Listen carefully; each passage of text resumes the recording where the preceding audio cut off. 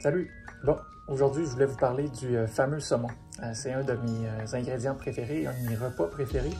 Puis, comme dans une ancienne miniature que je parlais, une chose qui est vraiment importante, surtout pour les gens qui sont véganes ou les gens qui veulent avoir la bonne dose d'oméga 3, donc le DHA et le EPA, il y a une des sources que le saumon, qui a juste deux repas par semaine, va combler suffisamment l'apport d'oméga 3 dans une semaine.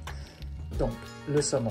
Ce qui est problématique avec ça, par exemple, c'est juste que s'il n'est pas sauvage et que c'est un saumon d'élevage, comme la plupart des saumons qu'on trouve aujourd'hui, en tout cas, pour nous au Canada, c'est comme ça, puis la nourriture qui est donnée à ce saumon-là, qui est des graines ou des maïs, pour faire grossir le saumon. Donc, ce que ça donne avec ce saumon-là, c'est que il va manger, il va grossir vraiment plus vite, mais avec du gras viscéral.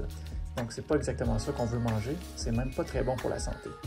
Ce qui est mieux, c'est prendre un saumon qui va être en canne ou pas en canne, mais à l'état sauvage. Donc, quand le saumon est pêché à l'état sauvage, on s'est assuré que le saumon puisse manger des algues. Puis dans ce cas-là, il a transformé son gras, lui, avec les bonnes doses d'oméga 3.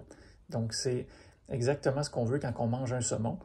Et les experts se disent, je le répète, qu'il y a juste 2 repas de saumon par semaine, c'est assez pour combler les oméga 3, donc les DHA et les EPA. OK, à tantôt.